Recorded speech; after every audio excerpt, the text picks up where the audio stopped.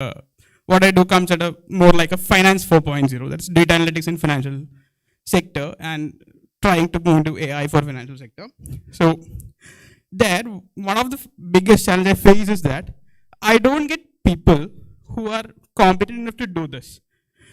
So when I go for freshers, no, don't even look into experienced people. They have their own way to work. They have their outsourced works and all going on.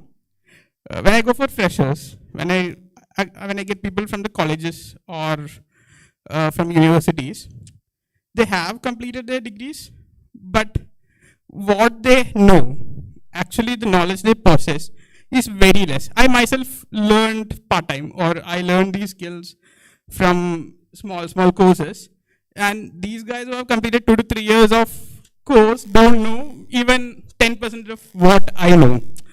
So I think that we really lack in that course contents or what we impart to the next generation. That's very less when compared to the requirement.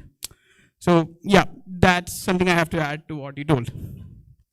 A great point on upskilling, because this is one of the most scariest part of the whole innovation ecosystem. Why? Because we see that like there is a recent statistic which is saying that we have like almost 4.5 million software people in India, like people talking about IT workforce, out of which 2/3 require upskilling in the next 2 to 3 years, which means that most of them may not take up upskilling. They may, like, I am okay with farming, right? Because they are not able to, see the dynamic economy coming in like a tsunami. Out of which, how many people will be really willing to do the upskilling and get on to the next level is a big question, right?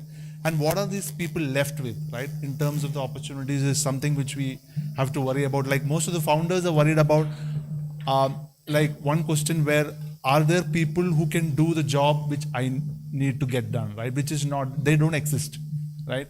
So any take on that, like especially you're talking about data analytics and finance, wherein all you have to get people to the environment, make them familiar, in a digitally evolving environment. To make them familiar is a challenge. We don't have the time to do that because by the time your product would have pivoted, right? So how do you deal with it? Any perspectives on that? Please go ahead. Hi, thank you for having me here. My name is Rajiv Ambat. I run a startup which is into health and wellness. I also have a little bit of background in financial services earlier, so I'm kind of drawing parallels between this employability aspect. Very relevant to what my friend said. I was reading the statistics wherein when it comes to engineering students, only 8% of actual students who pass out of engineering degrees are actually immediately employable in India. I'm not sure if the numbers have changed. This is something that I read almost 5-6 years back. So I want to quote two incidents. One from my previous experience as a finance background, and now I'm running a health and wellness. So there was this, we used to go out for colleges and recruit people, okay, and we would speak to the university rank holder in finance, MBA finance, ask them how big is India's economy, what is the GDP? It was like 5%, 7%. Ask them in rupee terms, rupees crores, or in terms of dollars, how big is India's economy? And how many times is China or US? There they fall flat. But you ask them what is the, I'm getting a little technical, ask them what is the equation of GDP, they will tell you. Equation of GDP equal to consumption plus investments plus growth plus whatever, all that, right? Net exports. But ask them how much did India net export is last year? So real industry, real knowledge in terms of what you read in the textbook vis-a-vis what is out there. And there is no method in current academia to kind of link it up. I'm sure there are colleges, brilliant colleges who teach things. I'm just taking finance as an example again, who teach about economy and everything. But while you teach economy and GDP and what it means and what is the textbook definition of that, what is the current number of India? Did you go and read what is the investments done by government? What is the export done by the India? What is the total imports that is done? What is the net exports? What is the deficit? That kind of a placement is not there, without which it's just Greek and Latin, right? Same thing, I'm running now a health and wellness company. I go in and recruit nutritionists and dietitian students. They would have entire knowledge of the textbookish knowledge, but real implementation is always a problem. So I think there is a sea change required in terms of how curriculum is structured, and that has to be done with some sort of an industry interaction. This is not rocket science that I'm saying. Everybody knows this. It's been spoken about for quite a number of times. There's been changes, but still we are driven on the aspect of how marks are looked at, how curriculum is syllabus is covered, and all that. So I think that kind of a thing with regards to even applying for future higher studies, because people run behind marks for these reasons, right? That's why they come up with just marks with no this thing. So getting new people to work for us and actually skilling them is a 1-year task for us. It takes almost 6 to 12 months to teach them on the job, and most of them, once they are ready, they probably will move out to some other organization with a higher salary. So availability of skill and employability is something that I thought I would add on. Thank you. Very, very interesting points, Rajiv, for the fact that I think there is one course which I came across called Learning to Learn. Right now, it's a course which now Coursera offers for people to people who have to constantly upskill. Like, say, I'm talking about adding your skills like every 3 months, right? Which is a big thing, right? In terms of, it's basically leaves you with like 50% of your time learning and 50% of the time applying that learning. So earlier it used to be like learn, and then apply. But now it is more like learn, apply, fail, learn, apply, fail kind of a thing. So this concept of learning and then applying and then failing, iterating and then learning again is absolutely new for people. Like, I mean, this may become wired to the kind of people which we see maybe in our children, but they have kind of lost the whole passion to kind of learn. They have enough options. The world has become very different. Having said that, any founders would like to share any experience of how they tackled this skilling problem or how they tackled the attrition problem? Please go ahead. Please. Mike, please. There is an add-on. Actually, these all are literally connected to everything which I have said earlier. See, earlier we had a misconception of perception that Kerala was the number one. So this is something called a hot air balloon, where the balloon inside is empty and filled with hot air. That what happens. See, when it comes to Kerala or any other state, when the workforce is happening, a lot of people are understanding that getting a graduation is much more enough for the skill set. No. Practical knowledge is much more important. How this happens? Because the perception from the media which you are getting, or perception from the other side which you are getting, we are number one. Kerala is number one in everything. We have education. Bihar is nothing. Bengal is nothing. But when you see about in India, a lot of civil service IAS personals or a lot of PIB interview clears happens from this Bihar and this kind of states. There are people, and our people is not getting competitive. That is the point. Competitive, they are not trying to upgrade their skill. They are thinking that, yes, I am in the safe place. I am in comfort zone. I have studied. I have my graduation. I have done my education. This is the area which we have to focus, where we have to educate these people that the world is changing. The world order is changing. Everything is changing. You have to upgrade your skills. You have to upgrade, then only you can survive. That's what I think that is the major connection which I have said to all these points, majorly, which I have faced. Throughout my travel with this entire entrepreneur journey, what I have understood and what I have learned from different parts, even Delhi, we can see a lot of, even last PIB segment and all, you can see there are less Keralites. Keralites were selected in the major central group A officers. You can see a lot of Rajasthanis, Biharis, Bengalis happening. Mumbai is happening. Maharashtra is happening. Because they are getting competitive. Why not in workforce in Kerala? So this thing, everyone has to think, everyone has to educate. Even whoever are going into the colleges, a lot of people are going into colleges representing our Kerala startup, or they have to educate them. Then only we can bring up a change in this particular segment. That is my idea, my perspective.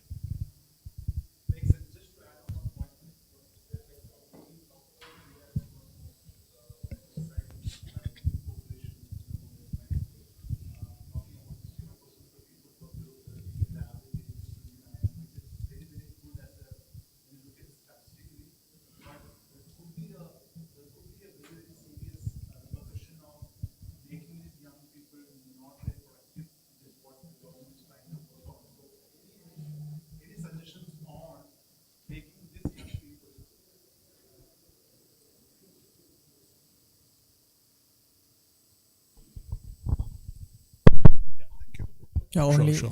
one, Is okay? only one suggestion I have is when I look at the global data, globally, people doing a lot of internship along with their regular studies. So this thing is like India as a country is lacking too much of things. So we started to work only after completing our PG or even beyond that.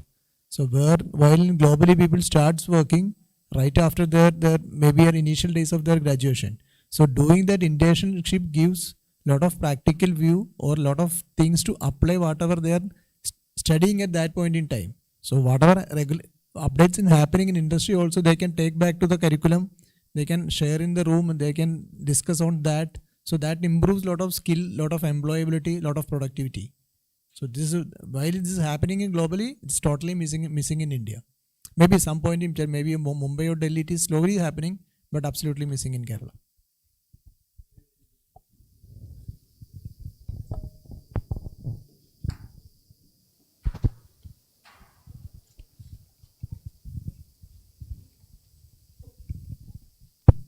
Hi, I'm Ashwati. I'm the founder of a company called Avasar Shala. So I work with school students predominantly. I would like to add to some of the points that have been discussed here. So I'm also, can you hear me? Yeah. So I'm also on the other side as a founder. I do recruit. I do take in a lot of interns from colleges. But I also work with so many school students as part of our work at Avasar Shala. So our work predominantly is focused on 21st century skills. So I've been hearing this word called meta skilling, and many people do not really believe that it's even a term. But meta skill sets are like, as KK just mentioned, learning to learn. So if you have the skill set to learn something, you have cracked that way of learning something, you keep getting refreshed, and whenever a new thing comes up, like ChatGPT, earlier, like you don't feel endangered. You feel that, hey, I can learn something to make this system work for me. So what I've seen among school students, especially the school students who are currently right now, maybe in 7th or 6th, for them, they feel that they have to A, stand out, and B, the world is a huge open field for them. So one day they want to become a singer, the next day they want to be in films, the third day they probably would be thinking about getting into sports. And it is seen as absolutely okay for them to keep changing their mind and try and become the best at whatever they're doing. And the parents right now are encouraging them to do this. Cut to 12th standard, or maybe even once they enter into a course, say BTech or BCom or any undergraduate course, suddenly they start following a system where they become an average of everyone they're interacting with. So we have seen this transition. So my company has been working for almost 2.5, 3 years, and we have seen students going from school students to college students, and suddenly that shift in their mindset, where they just suddenly become, enclosed inside the system that has been provided to them. They believe that an internship has to be done because it is part of the curriculum and it will fetch marks. They believe that some sort of projects has to be done so that they go into the next, semester. But while they were in the school, these same students were trying to figure out if they can be a bioscientist working in astronomy.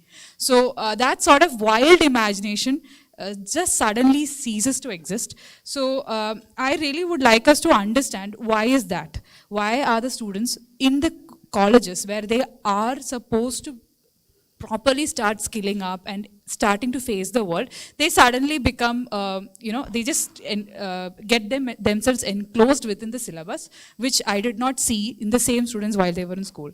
This, another last point that I would like to add is, parents right now, they are or have been giving these students a lot of privileges, not in just terms of money or the access, but in terms of power, choice of what to do. And many of the students are, they just decide not to pursue something all on a sudden, and everyone is in, they encourage that sort of shift in career. So while we are, as companies, we are giving a lot of importance in building their skill sets and helping them with an internship or apprenticeship, hoping that they would come back and join our company later. What we have observed is the parents are like, hey, if you don't want to work so hard, if you think this is not for you, just drop it and go. And it may not be us, it may be some sort of conversations that are happening in the background, that they suddenly just become disillusioned and they're like, I'll figure out something else and I'll go another way. So this is like a multitude of problems that we are facing currently, not just as founders, but also as people like me who are trying to do this so-called meta skilling and pulling people into the fold of 21st century skills. I am really looking at ways in which I can build a community to encourage students to actually learn from each other, because I am part of another program called Kektal. It's a youth leadership program. And we are just like few Indian students in there. And the rest of the world are humongously represented in that network. We all learn from each other. They are students, young adults who work in many areas. So even if they are an engineering graduate, they are working in policy level. Even if they are a medical student, they are probably talking about how to help in the digital world. That sort of interactions doesn't happen in India. In India, we learn, we give our exams, and we think about what sort of exams will get me a good job. But I am one who wants to build that sort of community, and I think that is what can give us an answer in how can we activate youth to learn and have that sort of a mental exercise in order to skill up and be equipped to move ahead.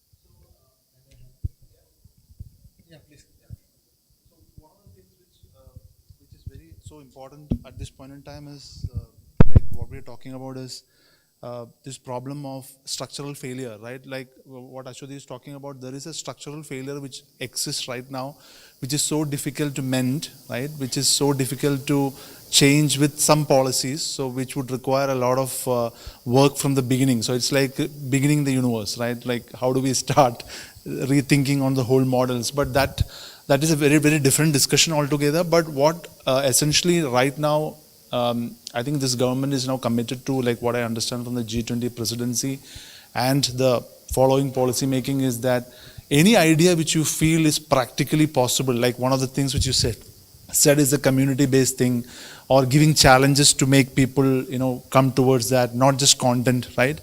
Those things can take shape, right? But essentially the structural things cannot change unless there is a huge incentive for the participants to change that, right? For example, if parents should feel that enough of it, or I'm not sending children, or children feel like it's okay that I'm not going, that is not going to happen, because it's such a compliance structure which we were still following, right? So with that, you want to say something? Yeah, thank you, KK. I was about to say that in my understanding, the whole landscape of learning, unlearning and upskilling is going to be changed.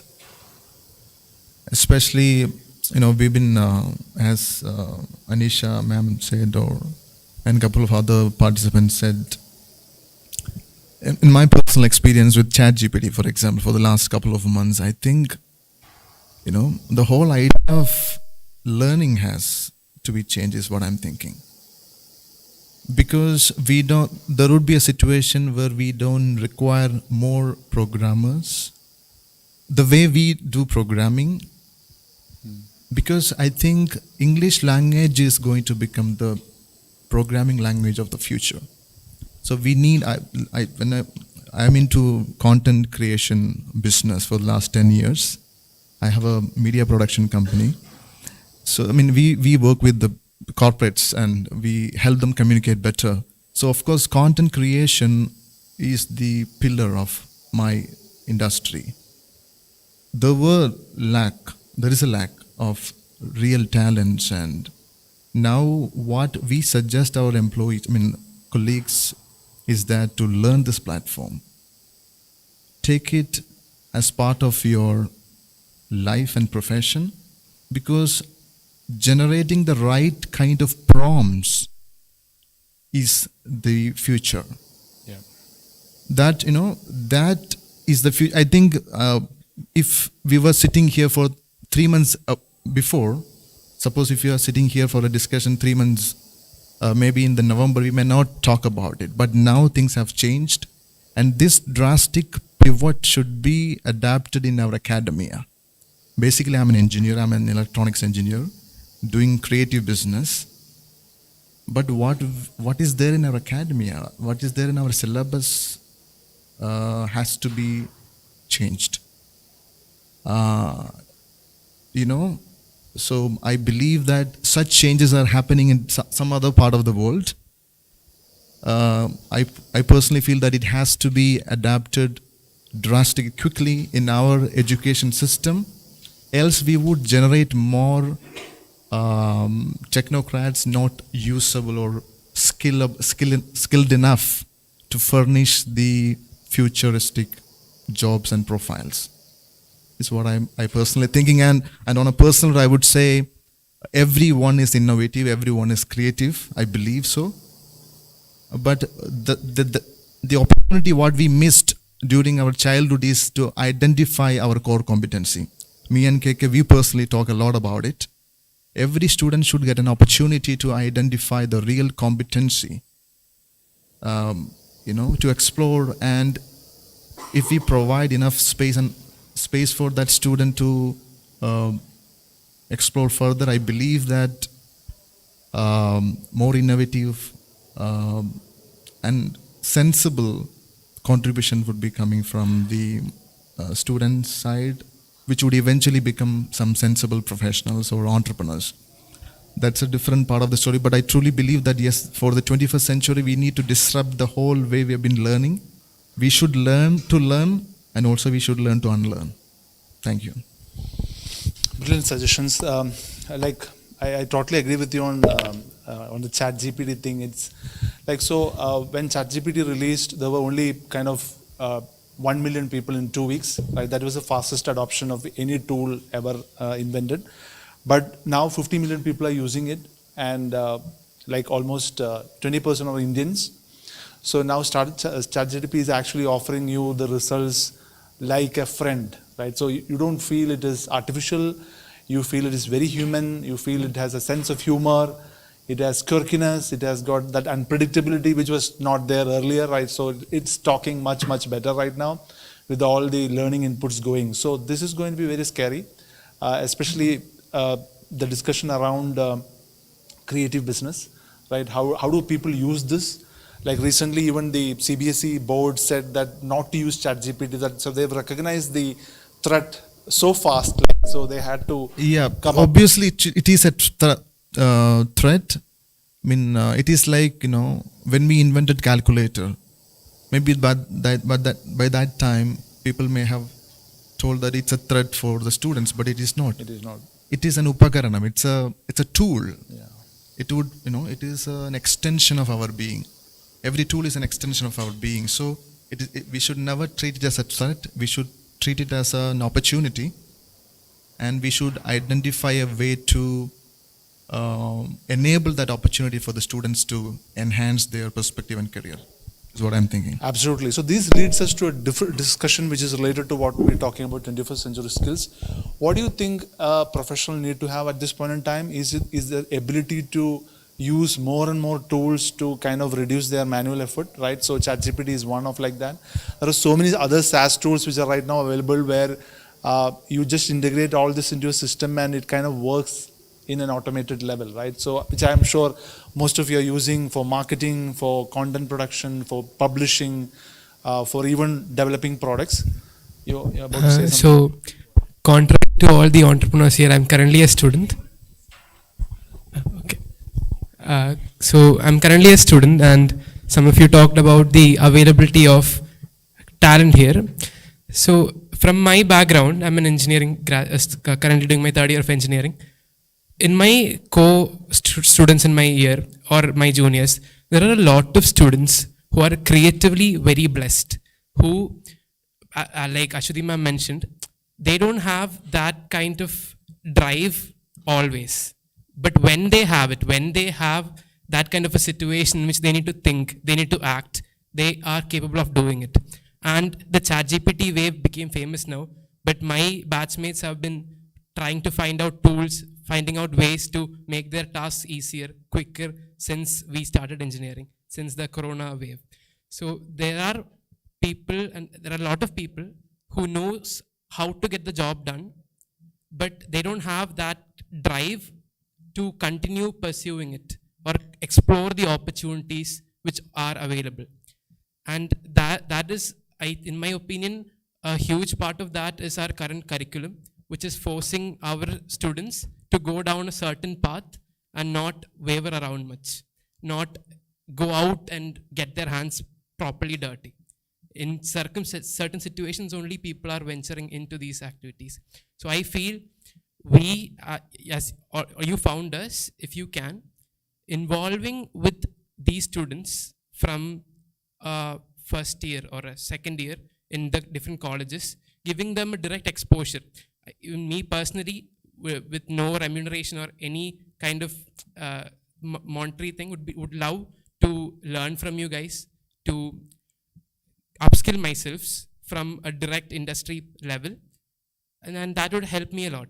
Okay, and any student who I know would love that too, if such an opportunity is provided. Current internships or current opportunities that we have are very redundant. It is in a similar software or like hardware in both spheres are very similar and not offering much growth to the individual. Even if the opportunities are there, it is not easily accessible or readily available to the current students of who I know, my peers. So if those kind of challenges are there and the creativity is there, but that drive only comes in waves, but when it does, there are people who can act on it and get good stuff done. So, Srihari, Model Engineering College. Program running right now, which offers you the 4th year as a full free year to explore, which includes the faculty members also. Right? It's not just the students. The 4th year is all about going and exploring the world, getting a, founding a startup mostly. I mean, specifically for founding a startup. So just a question to you, I mean, out of curiosity, like, what if Model Engineering College offers you 4th year as a free year to explore and build something, along with your faculty members, like with no problem of not attending classes or attendance or anything like that? Would you take it up? Me personally would love it, but then again, I'm not sure if it would be ideal situation, because most of the students would tend to stray away from their main goal if there is not a regular checkup on them. If that is there and the proper, like if Fab Labs is set up in, is being set up in all campuses now, thanks to Kerala Startup Mission.